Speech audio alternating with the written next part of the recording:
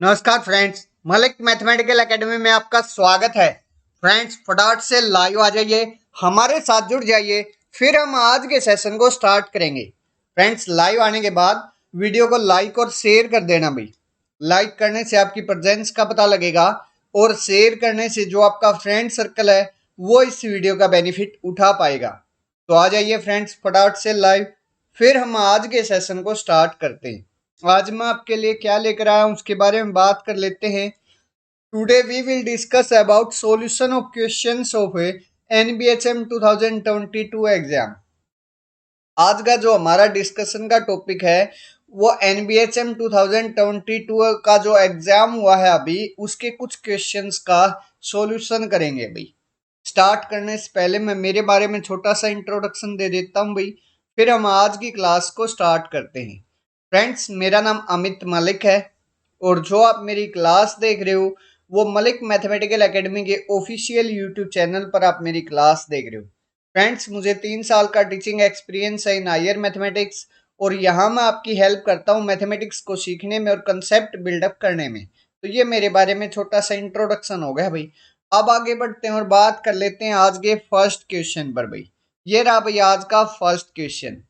On the set, इसको हम mu बोल सकते हैं, of a all M cross N real matrices introduce the following equivalence relation to such matrices A and B are equivalent if there exists a real invertible M cross M matrix P and a real invertible N cross N matrix Q such that A equal to PBQ into how many disjoint equivalence classes in a mu partitioned by this equivalence relation।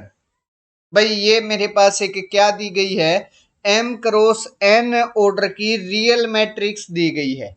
उसके बाद इसने यहां से लेकर equivalence relation, ये to such matrices A and B are equivalent, यहां से लेकर यहां तक इसने दो इक्विवेलेंट मैट्रिक्स की जो डेफिनेशन होती है वो दी गई है भाई।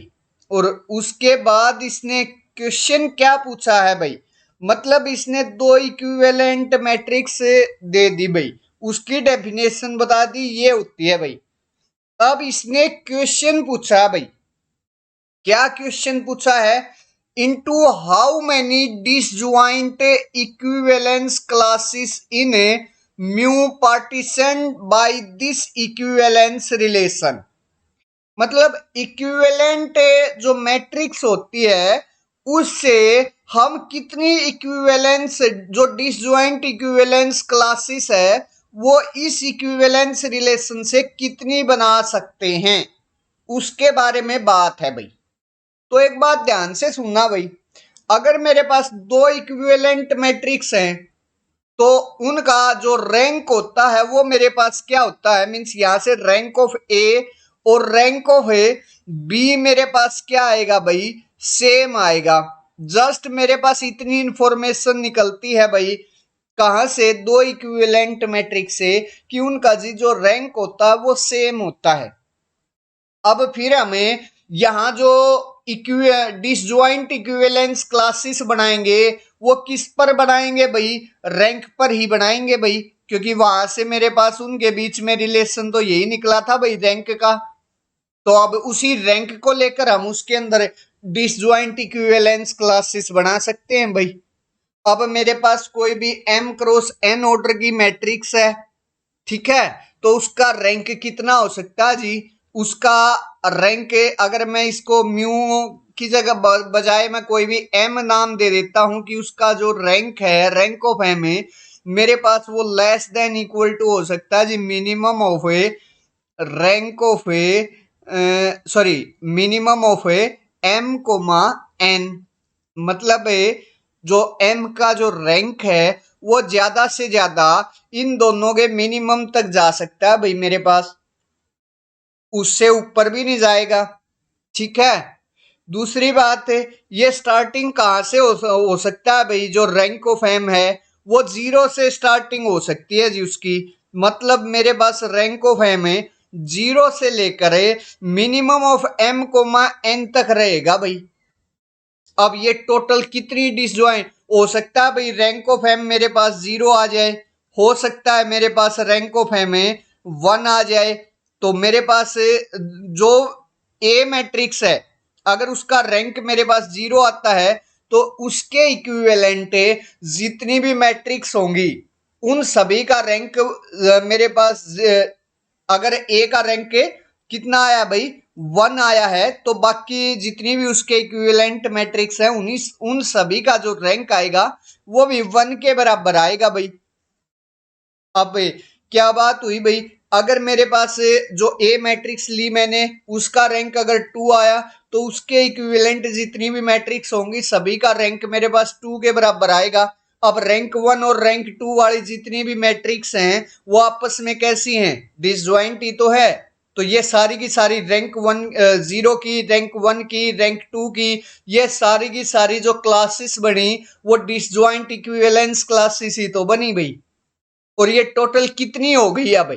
टोटल होगी जी मेरे पास रैंक कितना कहां से कहां लाई कर रहा है?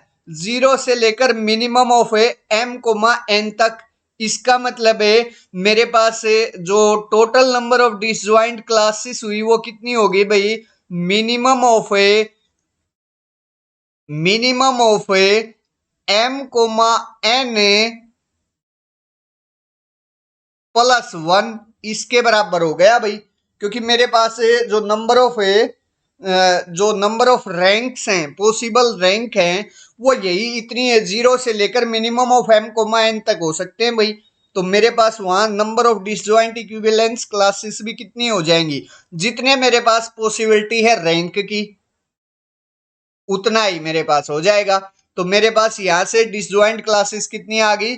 Minimum of M comma N +1 ये आ गई भाई। ये इसका एग्जैक्ट आंसर आया है। अगर इसमें आप लोगों को डाउट है, कंफ्यूजन है तो आप लोग मेरे कमेंट सेक्शन में पूछिए भाई। अदरवाइज फिर हम आगे बढ़ेंगे और नेक्स्ट क्वेश्चन पर चलेंगे भाई। वीडियो को लाइक और शेयर करते रहिए भाई। लाइक करने से आपकी प्रेजेंस का पता लगेगा और शेयर करने से जो आपका फ्रेंड सर्कल है वो इस वीडियो का बेनिफिट उठा पाएगा भाई। चलिए आगे बढ़ते हैं फिर नेक्स्ट क्वेश्चन पर डिस्कस करते हैं। नेक्स्ट क्वेश्चन ये रहा भाई आप सबके सामने। मेरे पास ए कोई भी arbitrary special orthogonal 3x3 real matrix है भाई। ए मेरे पास क्या है भाई? स्पेशल ऑर्थोगोनल 3x3 ऑर्डर की रियल मैट्रिक्स है भाई। अच्छा अब वो स्पेशल क्या है उसके अंदर वो देखते हैं भाई। मेरे पास क्या है? A is a real 3x3 matrix such that A into A transpose equal to A transpose into A equal to identity and determinant of A equal to 1। ये स्पेशल है भाई उसके अंदर। मतलब यहां तक तो उसने क्या बताया भाई? मेरे पास जो मैट्रिक्स की ऑर्थोगोनल मैट्रिक्स की जो डेफिनेशन होती है वो बता दी भाई। लेकिन स्पेशल क्या चीज दे दी भाई उसने कि जो उस मैट्रिक्स का जो डिटरमिनेंट है वो मेरे पास क्या आएगा? 1 के बराबर आएगा भाई। ये उसने एक स्पेशल चीज बोली है भाई। ठीक है। अब एक बात ध्यान से सुनना भाई। फर्स्ट ऑप्शन में इसने बोला है कि A admits 1 as an eigen value. मतलब ए के पास 1 एक आइगन वैल्यू होगी क्या? मतलब उस मैट्रिक्स की 1 एक पक्का आइगन वैल्यू होगी। ये बात ट्रू है या फॉल्स है ये बताना है भाई। तो देखना भाई मेरे पास क्या है। अगर मैं रियल आइगन वैल्यूज की बात करूं, रियल आइगन वैल्यूज की बात करूं तो मेरे पास जो रियल आइगन वैल्यूज होती हैं भाई किसी भी ऑर्थोगोनल मैट्रिक्स की वो या तो +1 हो सकती है या -1 हो सकती है। ये दो ही पॉसिबिलिटी है भाई। क्योंकि मेरे पास जो ऑर्थोगोनल मैट्रिक्स होती है उनकी रियल ऑर्थोगोनल जो मैट्रिक्स होती है उनका मेरे पास यूनिट मॉडुलस के बराबर क्या होता है भाई? आइगन वैल्यूज यूनिट मॉडुलस होती है भाई। अब मेरे पास रियल जो नंबर्स हैं वो दो ही नंबर ऐसे हैं जिनका जो मॉडुलस है वो 1 के बराबर आता है। एक +1 एक -1। ठीक है भाई। तो रियल आइगन वैल्यू अगर होंगी तो +1 -1 ये दो ही हो सकती है भाई। अब मेरे पास ओड ऑर्डर की रियल मैट्रिक्स है तो पक्का मेरे पास क्या होगी भाई, एक रियल आइगन वैल्यू पक्का कंफर्म मिलेगी भाई। मेरे पास एक रियल आइगन वैल्यू जरूर होगी जी, यहां से इतना भी मेरे को कंफर्म हो गया। मतलब एक +1 में से या -1 में से एक रियल आइगन वैल्यू पक्का होगी भाई। अब अगर मैं -1 को यहां आइगन वैल्यू ले लेता हूं भाई, मैं मान लेता हूं जो रियल आइगन वैल्यू है जी वो -1 है।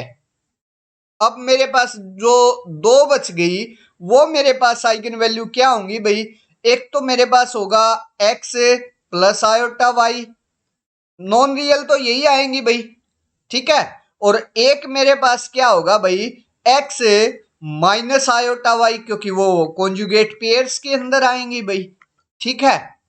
इतना समझ आया भाई। अब इनकी अगर मैं प्रोडक्ट करूंगा, क्योंकि डिटरमिनेंट मेरे पास सारी की सारी आइगन वैल्यूज का जो प्रोडक्ट होता है वही तो डिटरमिनेंट होता है। अब अगर मैं प्रोडक्ट करूंगा तो वो मेरे पास -1 के बराबर आएगा भाई। आप लोग प्रोडक्ट करके देख सकते हो भाई, कैसे, सुनिए। अब यहां से अगर मैं x प्लस आयोटा वाई और x माइनस आयोटा वाई का प्रोडक्ट करता हूं तो मेरे पास आएगा जी x² प्लस y², ठीक है। और फिर ये मेरे पास किया, और अगर मैं x प्लस आयोटा वाई का या फिर x माइनस आयोटा वाई का मॉडुलस करता हूं तो वो आता है जी मेरे पास √x² प्लस y² के बराबर। क्लियर है। अब मेरे पास x प्लस आयोटा वाई का जो मॉडुलस है वो किसके बराबर है भाई, 1 के बराबर है। मतलब ये जो है वो मेरे पास किसके बराबर आ रहा है भाई, 1 का स्क्वायर रूट आ रहा है, ठीक है। अब 1 का स्क्वायर रूट मैं जानता हूं जी 1 के बराबर होता है। तो यहां से मैं क्या बोल सकता हूं भाई कि जो x² प्लस y² की जो वैल्यू है वो मेरे पास किसके बराबर आएगी जी, 1 के बराबर आएगी। अब 1 और फिर -1 की अगर मैं मल्टीप्लीकेशन करता हूं तो मेरे पास क्या आएगा, -1 इंटू 1 मेरे पास क्या आएगा, -1 आएगा। इसका मतलब है मेरे पास अगर दो नॉन रियल आइगन वैल्यूज हैं तो मेरे पास उसके साथ 1 आइगन वैल्यू आएगा अगर डिटरमिनेंट ऑफ ए 1 है तो, ठीक है। अब एक काम कर लेता हूं भाई, मेरे पास मैं मान लेता हूं कि मेरे पास से सारी की सारी जितनी भी आइगन वैल्यूज हैं वो -1 है। अगर -1 हो गई तो फिर से मेरे पास जो डिटरमिनेंट आएगा वो -1 के बराबर आएगा भाई। फिर से ये वाली बात गलत हो गई क्योंकि डिटरमिनेंट तो मेरे पास 1 चाहिए। अब मैं मान लेता हूं जी, मान लिया अगर और जो रियल आइगन वैल्यूज है वो +1 और -1 ये दो ही पॉसिबल है भाई। इससे अलग तो रियल आइगन वैल्यू हो नहीं सकती उस ऑर्थोगोनल मैट्रिक्स की, ठीक है। नॉन रियल के अंदर मैं मना कर चुका हूं कि -1 है मेरे पास आइगन वैल्यू नहीं हो सकता। अब रियल के अंदर मेरे पास या तो सारी की सारी -1 आइगन वैल्यू आ जाए या फिर मेरे पास दो -1 आ जाए और एक 1 आ जाए, या फिर मेरे पास सारी की सारी +1 आ जाए, या फिर मेरे पास एक +1 आ जाए, सॉरी दो, एक -1 आ जाए, दो +1 आ जाए, यही पॉसिबिलिटी है जी। अब मेरे पास -1 -1 1 इसका जो प्रोडक्ट है वो मेरे पास 1 के बराबर हो गए, लेकिन यहाँ एक मेरे पास आइगन वैल्यू क्या आ गई, 1 आ गई। यहां मेरे पास पॉसिबल नहीं है भाई। अब यहाँ 1 1 1 के अंदर भी आइगन वैल्यू मेरे पास एक आइगन वैल्यू 1 आ गई, मतलब A admits 1 as an eigen value. -1 1 1 इसका डिटरमिनेंट ही मेरे पास क्या नहीं आया, 1 नहीं आया। तो इसका मतलब ये तो मैं लेकर ही नहीं चल सकता भाई। तो इसका मतलब मेरे पास -1 वाली जो कंडीशन थी वो मैंने हर मीन्स जिसमें भी मेरे पास मैट्रिक्स का जो डिटरमिनेंट है वो अगर 1 आया तो वहां पक्का मेरे पास एक आइगन वैल्यू क्या मिली भाई, 1 मिली। इसका मतलब जो ये पहला ऑप्शन कह रहा है A admits 1 as an eigen value, yes ये बात ट्रू कह रहा है भाई। ये बात क्या है फिर, ट्रू है, क्योंकि हमने सारी कंडीशंस इसकी यूज कर ली और वहां से मैं हमें क्या निकल कर आया भाई कि मेरे पास अगर नॉन रियल आइगन वैल्यू आएंगी तब मेरे पास -1 उसकी रियल आइगन वैल्यू नहीं हो सकती। और रियल आइगन वैल्यूज के अंदर भी हमने चेक कर लिया कि वो मेरे पास ऐसा जब जब मेरे पास कम से कम एक रियल आइगन वैल्यू 1 आती है तभी मेरे पास इस टाइप की जो मैट्रिक्स है, स्पेशल टाइप की जो ऑर्थोगोनल मैट्रिक्स है जिसका जो डिटरमिनेंट है वो 1 के बराबर है, तभी पॉसिबल है भाई। ठीक है, कम से कम एक आइगन वैल्यू वहां 1 जरूर मिलेगी, जिससे मेरे पास जो पहला ऑप्शन है वो करेक्ट हो गया। दूसरे ऑप्शन पर देखते हैं भाई, दूसरे ऑप्शन में क्या कह रहा है भाई, if all the eigen values of A are real, A की सारी आइगन वैल्यूज रियल है तो क्या ए मेरे पास आइडेंटिटी मैट्रिक्स हो जाएगी? ये बात तो सरासर गलत है भाई। एक ये ले लीजिए भाई, आइगन वैल्यू मेरे पास -1, -1 और 1, ये आइगन वैल्यू ले लीजिए भाई ए की। डायगोनल एंट्रीज ये ले लीजिए, बाकी सारी 0 0 मैट्रिक्स ले लीजिए, तो मेरे पास वो ऑर्थोगोनल मैट्रिक्स आ जाएगी। और साथ के साथ मेरे पास क्या हो जाएगा भाई, ए की सारी आइगन वैल्यूज रियल आ जाएंगी।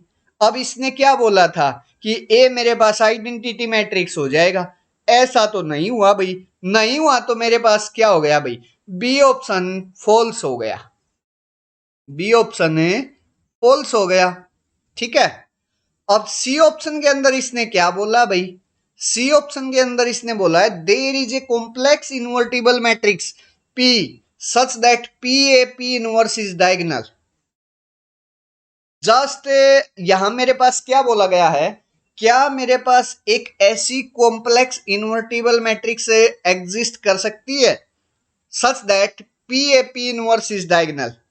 मतलब मेरे पास ए कोई भी ऑर्थोगोनल मैट्रिक्स है।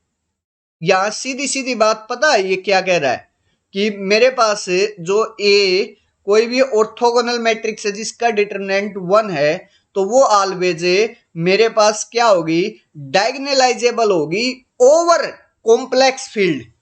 क्योंकि इसने क्या बोला, जो मैट्रिक्स मेरे पास जो इन्वर्टिबल मैट्रिक्स दी गई है वो कहां से बोली गई है भाई, कॉम्प्लेक्स बोली गई है, ना कि रियल। इसका मतलब ये, तो मेरे पास से अगर मेरे को ऐसी मैट्रिक्स मिल जाती है जिसका इनवर्स और उस पहले इनवर्स फिर मैट्रिक्स जो गिवन मैट्रिक्स है और फिर मेरे पास जो इन्वर्टिबल मैट्रिक्स है, अगर उनकी हमें मल्टीप्लिकेशन इस टाइप से राइट करें, वो अगर मेरे पास किसी डायगोनल मैट्रिक्स के इक्वल आ जाए, तो जो मैट्रिक्स मेरे पास ए ली थी उस मैट्रिक्स को हम क्या बोल देते हैं भाई, डायगोनलाइजेबल बोल देते हैं। और जो मेरे पास पी फील्ड आता है, मीन्स जो जहां से पी एंट्रीज हम लेते हैं, पी की जो पी मैट्रिक्स की जो एंट्रीज लेते हैं, उस फील्ड के हम ऊपर है, हम उसको डायगोनलाइजेबल बोलते हैं। अब मेरे पास यहाँ क्या बोला गया है, कॉम्प्लेक्स फील्ड बोला गया भाई, कॉम्प्लेक्स इन्वर्टिबल मैट्रिक्स पी ली गई है। तो मैं भाई इस बात को जानता हूं भाई, जो भी मेरे पास ऑर्थोगोनल रियल ऑर्थोगोनल मैट्रिक्स होती है वो मेरे पास क्या होती है भाई, वो मेरे पास डायगोनलाइजेबल होती है ओवर कॉम्प्लेक्स फील्ड। तो यहां से ये बात भी सरासर क्या होगी, इसने डायरेक्ट ये नहीं पूछा कि डायगोनलाइजेबल होगी, इसने थोड़ा सा घुमाकर पूछ लिया, ओवर कॉम्प्लेक्स फील्ड पूछ लिया। काफी स्टूडेंट्स इसको कॉम्प्लेक्स इन्वर्टिबल मैट्रिक्स की मींस ये रीड डाउन ना करके जस्ट ये रीड डाउन कर लेंगे कि क्या वो रियल फील्ड पर मेरे पास डायगोनलाइजेबल हो जाएगी। भाई रियल फील्ड पर तभी डायगोनलाइजेबल होगी जब उसकी सारी की सारी आइगन वैल्यूज रियल होंगी। ठीक है, मेरे पास क्या होता है, जो रियल मैट्रिक्स है वो रियल फील्ड पर डायगोनलाइजेबल कब होती है, वो तब होती है जब मेरे पास वो जो मैट्रिक्स है वो डायगोनलाइजेबल हो कॉम्प्लेक्स फील्ड पर और उसकी सारी की सारी आइगन वैल्यूज मेरे पास क्या आ जाए, रियल आ जाए, तब ऐसा होता है, अदरवाइज ऐसा नहीं होता। और रियल ऑर्थोगोनल जो मैट्रिक्स होती है वो मेरे पास क्या होती है भाई, डायगोनलाइजेबल होती है ओवर कॉम्प्लेक्स फील्ड। तो यहां से ये जस्ट डायरेक्ट रिजल्ट है और रिजल्ट की वजह से क्या है भाई, एक कोरेक्ट स्टेटमेंट है, मतलब ट्रू है। ए कोरेक्ट है, ट्रू है, बी मेरे पास इनकोरेक्ट है, फॉल्स है, और सी मेरे पास कोरेक्ट है। That's clear. तो ये इस क्वेश्चन के आंसर है भाई। अगर इसमें डाउट है, कंफ्यूजन है, तो आप लोग मेरे कमेंट सेक्शन में पूछ सकते हो भाई। अदरवाइज फिर हम आज के सेशन का एंड करेंगे भाई। आज का लास्ट क्वेश्चन था। आप लोग चाहो तो मुझे टेलीग्राम चैनल पर फॉलो कर सकते हो भाई। ये मेरा टेलीग्राम चैनल है, मलिक मैथमेटिकल एकेडमी के नाम से। मेरी सारी क्लासेस की इंफॉर्मेशन यही आती है भाई। आप लोग चाहो तो मुझे व्हाट्सएप ग्रुप पर भी फॉलो कर सकते हो भाई। जो लिंक है वो डिस्क्रिप्शन बॉक्स में आप लोगों को मिल जाएगा। वहां आपका एक बेनिफिट ये है, जो भी आप लोगों का डाउट है वहां एक दूसरे के साथ आप शेयर कर सकते हो भाई। जो लिंक है वो डिस्क्रिप्शन बॉक्स में है, वहां जाकर आप फॉलो कर सकते हो भाई। अगर आपको ये मेरा सेशन अच्छा लगा है तो प्लीज वीडियो को लाइक करें, वीडियो को शेयर करें, साथ ही साथ चैनल को भी सब्सक्राइब कर लीजिए और बेल आइकन भी प्रेस कर लीजिए, ताकि मेरी जो न्यू कमिंग वीडियो है उसका भी नोटिफिकेशन आप लोगों को मिल सके। तो फ्रेंड्स, इस सेशन में बस इतना ही। मिलते हैं नेक्स्ट सेशन में। तब तक के लिए bye bye friends. Thank you, take care.